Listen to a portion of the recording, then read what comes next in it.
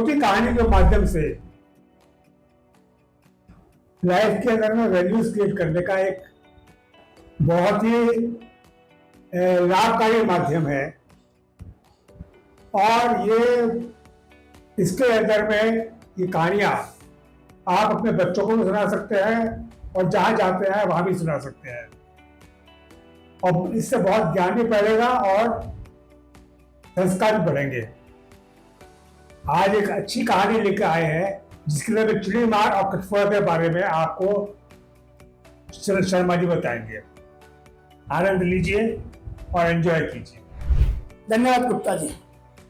प्रिय साथियों, आज की कहानी है कठफोड़ा और चिड़ी मार। मैं पहले थोड़ा सा आपको इस कहानी की भूमिका में यह बता दूं, क्योंकि एक कहानी हमें क्या शिक्षा देने वाली है। अक्सर हमारे दिमाग में एक परसेप्शन बनी होती है, परिप्रेक्ष्य बना होता है कि जो आकार में बड़े होते हैं या जो बड़े चीजें होती हैं वो सदैव अच्छी और अधिक उपयोगी होती है, जबकि ऐसा नहीं है। उपयोगिता निश्चित करती है हमारी आवश्यकता। हमारी आवश्यकता जब जिस चीज की होगी वो उसकी उपयोगिता को बढ़ा देगी, या जिस चीज को हम यूज कर रहे हैं उस चीज का कर्म किस तरीका है वह हमारी उपयोगिता को निश्चित करेगा। तो आइए सुनते हैं इसी कहानी को, चिड़ी मार और कठफोड़ा। एक शहर में एक चिड़ी मार रहता था। चिड़ी मार उसे कहते हैं, अब तो शायद नई जनरेशन नहीं समझेगी, जो पहले जंगल से चिड़िया पकड़ कर लाता था और शहर के चौराहे पर जहाँ से प्रबुद्ध व्यक्ति, धनवान व्यक्ति, दयालु व्यक्ति या जीवों पर दया करने वाले व्यक्ति निकलते थे, वो कहते थे कि तुम हमसे पैसा ले लो और मेरे कहने से इतनी चिड़िया छोड़ दो। वो चिड़ियाओं की कीमत अदा करता था, उसकी वही रोजी रोटी थी, उसका वही व्यवसाय था।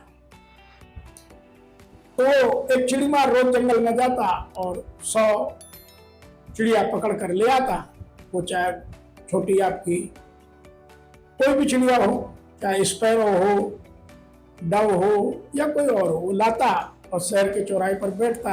कोई आता अपनी क्षमता अनुसार कहता कि 10 चिड़िया छोड़ दो, कोई कहता 25 छोड़ दो, कोई कहता 2 छोड़ दो। तो जितने दयालु जिसकी जितनी श्रद्धा थी उतनी छुड़वाता था। शाम तक उसकी इनकम हो जाती थी, चिड़िया उड़कर वापस जंगल में चली जाती थी। चिड़ी मार यही काम करता, लेकिन चिड़िया धीरे धीरे परेशान होने लगी कि ये हमें पहले दिन पकड़ के ले जाता है, दूसरे दिन चौराहे पर बैठता है, कुछ को सुबह छोड़ देता है, कोई दयालु व्यक्ति आता है, कुछ को दयालु व्यक्ति आते आते देर लगती है, शाम हो जाती है तो हम भूखे रह जाते हैं। तो क्यों ना हम यह वन छोड़कर या जंगल छोड़कर कहीं दूर चले जाएं। तो धीरे धीरे सभी चिड़ियाओं ने उस वन को या उस जंगल को छोड़ दिया। अब चिड़ी मार को दिक्कत होने लगी, जब चिड़िया ही जंगल छोड़ के चली गई तो पकड़ कर किसको लाए।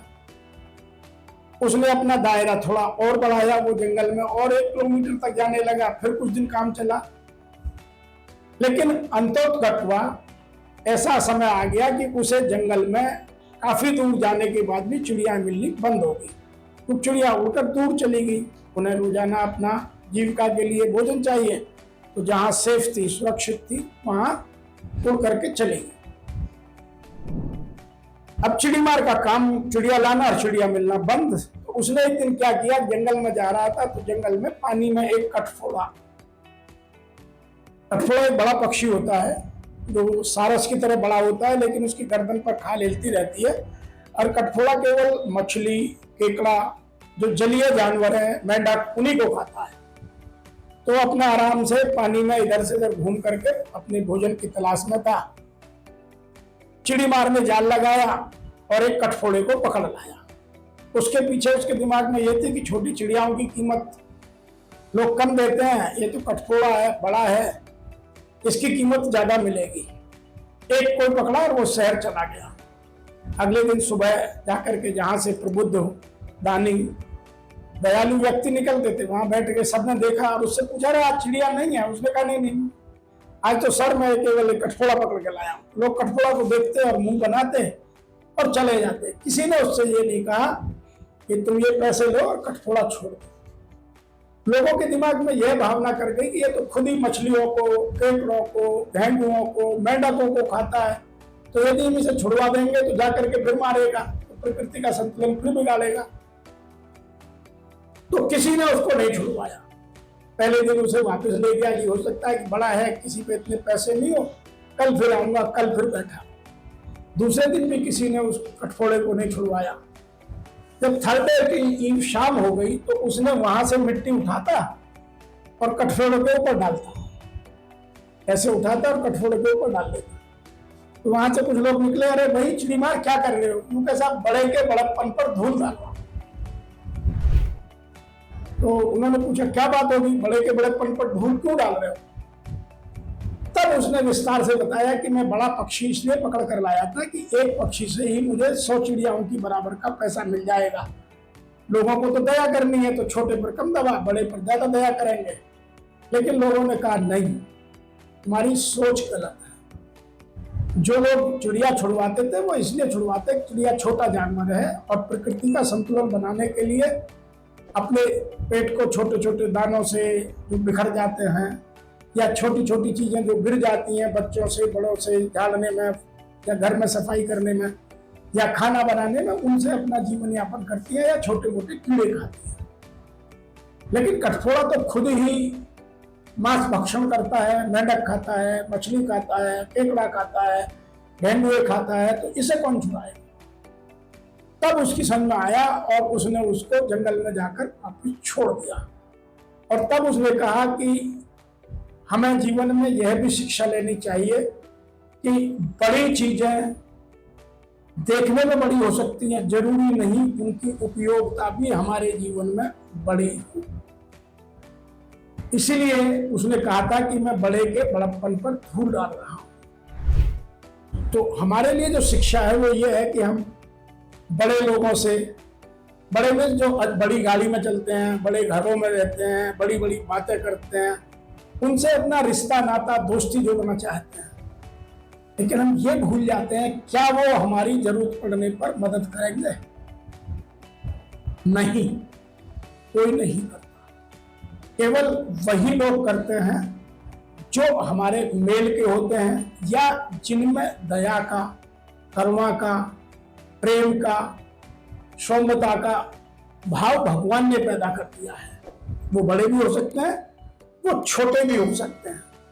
इसलिए हमें आकार से नहीं, आदमी के व्यवहार से, उसके आचरण से उसका आकलन कर तब उसके साथ अपनी दोस्ती का पैगाम या दोस्ती करने की सलाह आगे बढ़ानी चाहिए। पहली शिक्षा। दूसरी शिक्षा यह है कि जब भी हम कोई स्वार्थ के पीछे किसी चीज को बड़े रूप में डेवलप करना चाहते हैं तो उसका परिणाम बड़ा निकले कोई आवश्यक नहीं है।